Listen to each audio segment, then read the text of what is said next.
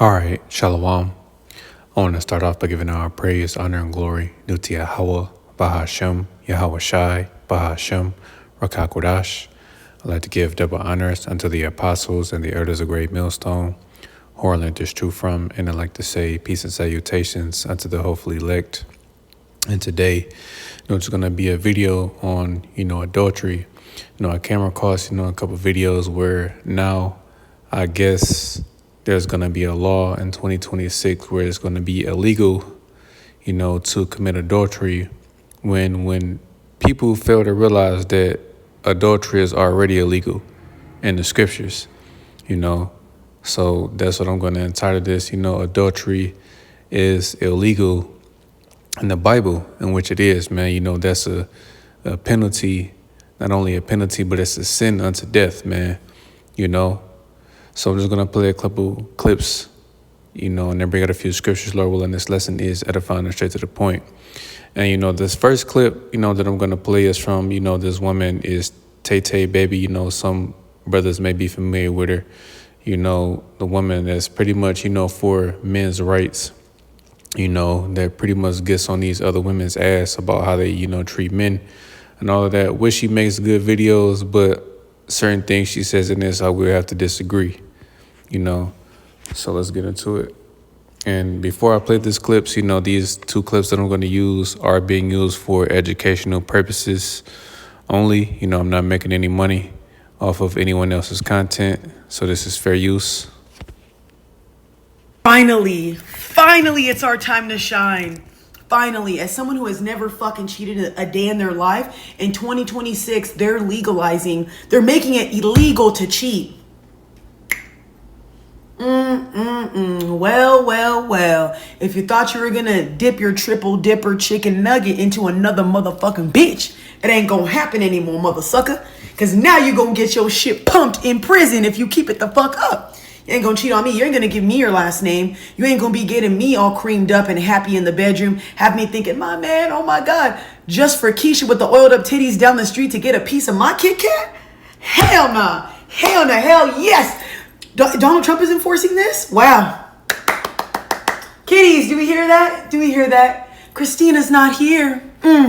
One thing about me is I can't stand cheating. You might as well just be polyamorous or dip and dabble in whatever bitch you want. But I cannot stand guys who cheat because I'll do whatever you want, bro. Why do you gotta be with multiple women? Be by yourself. I love monogamy. I want to take care of you. I want to do your laundry. I want to cook for you. I want to do everything for you. I'll do anything you ask. But why do you have to give the most essential part of you, my fun dip, my blue raspberry fun dip, to another bitch?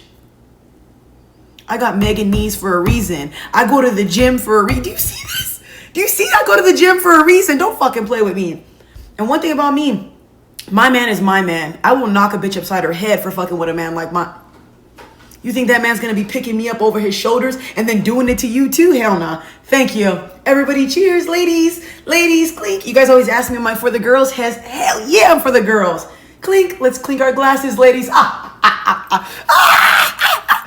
Don't fucking play with me. I'm sorry, y'all. I can't stand cheating. And for all the women who cheat, you guys are evil too. Because there's so many good men out there that you guys dog walk and cheat on. And I'm sick of you bitches. Because you know why? Because then women like me gotta meet a man who's broken. And then we gotta fix all the pieces that you destroyed.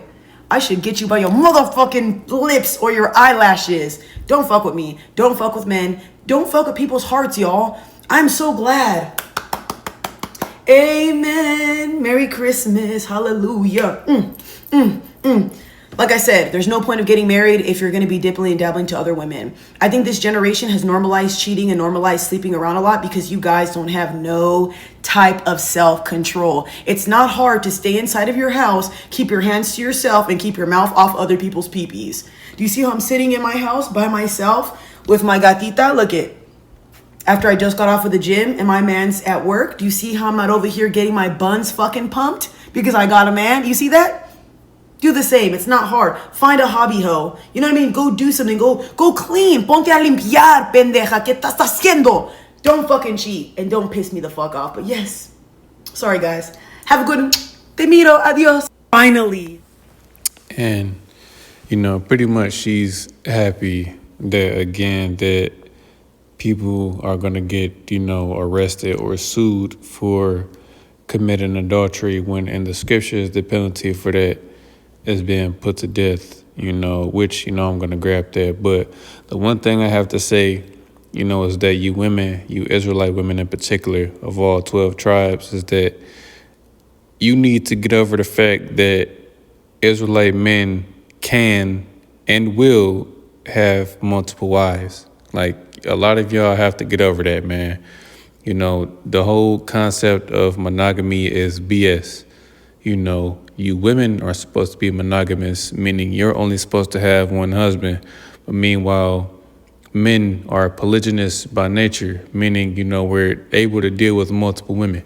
Now, as every man deals with, however many women he has the capability of dealing with, because most of you women think a man having multiple wives is just for the sake of sex because he can't control himself. No, that's just part of it, doing your duty, that's part of your marital duty by, giving your, by having relations. So I'll just say, that's just what comes with it, but at the same time, a man having multiple women is how, he forwards his legacy, by producing children.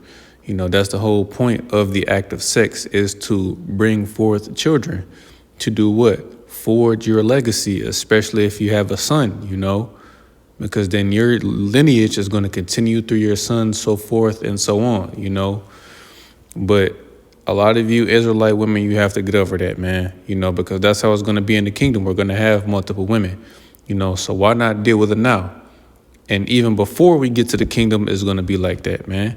Especially when all hell breaks loose. A lot of you women, you Israelite women in particular, even women of the other nations, man, you're going to have to share, So it's best to deal with that now, or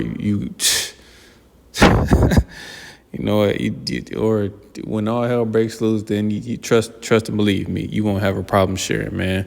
So I'll just say that, this is the one thing I'll have to disagree with her on, not wanting to share, because you're going to have to share, regardless if you want to or not, But for the most part, again, committing adultery is illegal in the scriptures, man. Who gives a damn about what Esau law says? And then I looked it up, which I'm going to grab, but I just want to play this other clip first. But it came from a social media post, because it's not even really into law, because, people just say things and then, it'll go viral. But, let's just see what this other woman has to say. In 2026, when you sign your marriage certificate, license, whatever, they're saying it's going to be now illegal to cheat on your spouse. I hope this is real, and I hope it goes through. Add on paternity tests at the end of every birth. Because all of you that are crying, men are the bear, men are the bad. Let's see how many women actually go to jail. For falsified paternity, cheating, half the fucking population. Because then you can't say, men are the problem. Men are the problem. Then maybe you guys will stop rushing to get married to collect a check, to collect alimony and child support. This could potentially solve 99% of the fucking issues. I'm excited. And what she's saying is also, valid, because again, which this is something that should have already been, practiced here in America, but we're in Babylon, so pretty much, Esau does everything against the scriptures, but pretty much, again, she's saying that, if, this becomes a thing, a lot of women, are going to, they're going to be in trouble, because again, women, you women, you mainly commit adultery, against your husbands, and get into these relationships with these men just to deal with another man, which is off, but just like she said, also paternity tests, because you also have a lot of women out here that lie and tell these men that, their children are theirs when in fact they're another man's children. So, hey, if that's the case, if this thing is true, then hey, a lot of people that they're going to be getting arrested. When in reality, you're going to be put to death for that, So just want to look it up because, you have to fact check things like this. And this is from a post on X from a woman named Freckled Liberty. Says in May 2025, a claim archive circulated that cheating after signing marriage papers would be illegal in 2026. The claim came from a screenshot shared widely across social media that read, and I'll read it down here because you can't see it fully right there. Says, apparently, cheating after signing marriage papers will be illegal in 2026. You'll be arrested for violating a contract. If your partner has enough evidence, they can get you arrested or sue you. The claim also circulated on Facebook, archived, Instagram, Threads, Bluesky, and TikTok. Readers have also searched our site to find out whether the claim was true. None of the claims above specify a country where the alleged anti-cheating law would apply. However, we find no evidence that a federal law criminalizing cheating, interpreted here as adultery, would come into effect in 2026 in the U.S. All right, people just say things, man. This is just from a post that a woman put on Twitter. Because again, it's supposed to be illegal anyway, which in certain states here in America, I think it is illegal to commit adultery or be arrested for that. But then again, they're still lightening it up. Because I know here in Michigan and in New York, I know for a fact that, they pretty much, they've taken that away. So if you commit adultery against your spouse, then, nothing will happen. When in reality, it's something that's supposed to happen. So I'm going to start with the book of Exodus, chapter 20 and verse 14. It says, thou shalt not commit adultery. And it's plain and simple. You're not supposed to commit adultery, which adultery is when a man sleeps with a married woman, or a woman, sleeps with another man other than her husband, So that's what America deems as cheating. Is called adultery in the scriptures, man. Because again, women look at, adultery as, a man that gets with another woman. If that woman isn't married, if she doesn't have a man, then that's not adultery. It's okay to do that. You women just, again, you're emotional and you don't like to share. When this was a custom that was practiced in the ancient world anyway, where men would have multiple wives. Even today, in certain countries, this is still a practice, especially in the East. You have these different, men that have multiple women. Certain places in Africa, over there in certain of these Arab countries, these men do this, man. But here in America, it's frowned upon if a man has multiple wives. He's looked at, as pretty much a sexual deviant or a sex addict when, again, sex with multiple women or have a man that just comes with it, man. Women have specific duties. That's why they're called sister wives. So let's just say, you may have children with one woman. You may have a couple children with one woman, but one of your wives may not be able to bear children, but she is good with them. So again, one of your wives has a helper, That's the point of, or one point of a man having multiple wives. He has multiple helpers because that's what, you women are, your helpmeets, man. Your helps. You're supposed to be helps unto your husband, which again, you women's role are beautiful, because again, that's what you were put on earth to do, to be a helpmeet unto your husband, to help forward his legacy. But again, you look at being submissive and doing your wifely duties as oppression when in reality it's not, man. It's not difficult, man. It's not difficult, but you just too emotional, man. So let's get this. And Leviticus chapter 20 and verse 10, It says, a man that committeth adultery with another man's wife, even he that committeth adultery with his neighbor's wife, the adulterer and the adulteress shall surely be put to death. And right, this is the penalty for committing adultery, man. This is a sin unto death.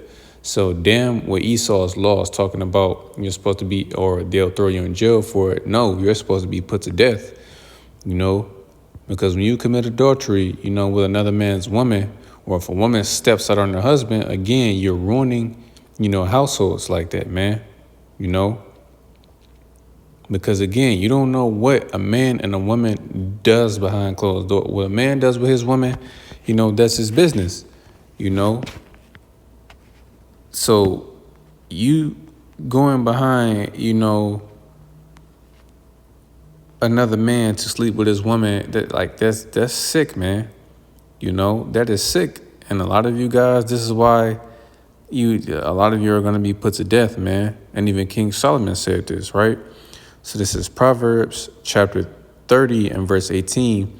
It says, there be three things which are too wonderful me. It's like it. There be three things which are too wonderful for me, yea, four which I know not.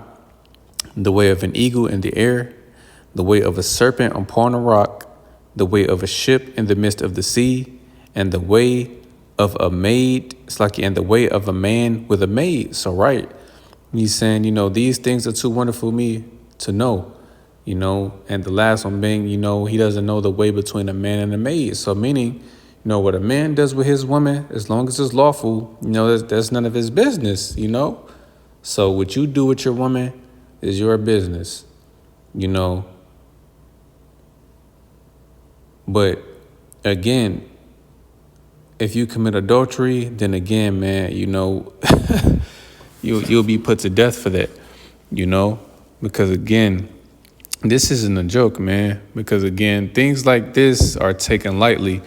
And we clearly see that this is something that goes on a lot here in America, man, adultery, where women pretty much glorify it. We see it on a daily basis, these different women that go on these social media platforms and talk about, how they left their husbands because of this or that, when she's supposed to be in the spirit world, because nothing has happened to him. But what does it say? In Amos chapter 7, verse 17,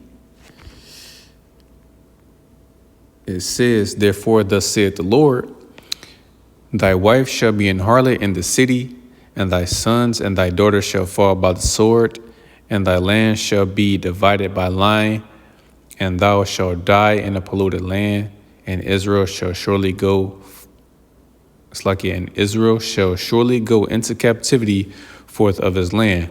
And the point in this verse is that thy wife should be an harlot in the city. That's part of the curses, that we suffer here, that the Israelite man's woman, primarily, the so-called Judite woman, or the so-called black woman, which is of the tribe of Judah, which all the women, of the tribes, and not just the tribes, all of these women on the earth, primarily here in America, are harlots.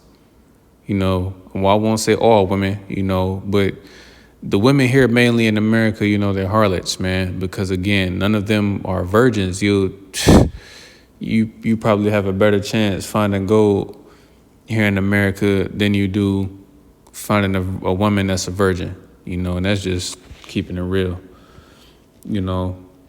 But again, that's just one of the harsh realities here, that our women will be harlots, man, So I'm also going to get that in Deuteronomy chapter 28 and verse 30. It says, thou shalt betroth a wife, and another man shall lie with her. Thou shalt build an house, and thou shalt not dwell therein. Thou shalt plant a vineyard, and shalt not gather the grapes thereof. So right, man, just like it says, you're going to get a wife, but ultimately another man is going to end up sleeping with her, man. That's just one of the harsh realities that we suffer here in America. When I say we, I mean the Israelites, the biblical Israelites, who so-called Negroes, Latinos, and Native Americans, man. You know, that's part of the curses that we suffer. You know, our wives being harlots, you know, sleeping with different men, sleeping with multiple men, you know. But meanwhile, an Israelite man having multiple wives is frowned upon. But, you know, this whore culture that is pushed heavily here is, you know, is glorified, which is madness, man. You know, and again, you women, you Israelite women, get used to sharing, man. You're gonna have to, because it's gonna be, you know, a twofold lesson as well. But, you know, she's saying that a man that pretty much, again, can't control himself. So I guess King Solomon couldn't control himself, right? This is 1 Kings chapter 11 and verse 3. Says, and he had 700 wives, princesses, and 300 concubines, and his wives turned away his heart. So, right, was our forefather and king, which if you can receive it, which was our Lord Yahushua, which is why when he was on the earth as himself, why he didn't deal with women, you know, was he, you know, what the world deems as a whoremonger, which is incorrect. You know, that's not a whoremonger, a man that deals with multiple women. Could he not control himself? He had 1,000 women, 700 wives, and 300 concubines, you know. So he couldn't control himself. And he was the king over Israel, man. Clearly says in the scriptures that there was no other king like King Solomon, you know.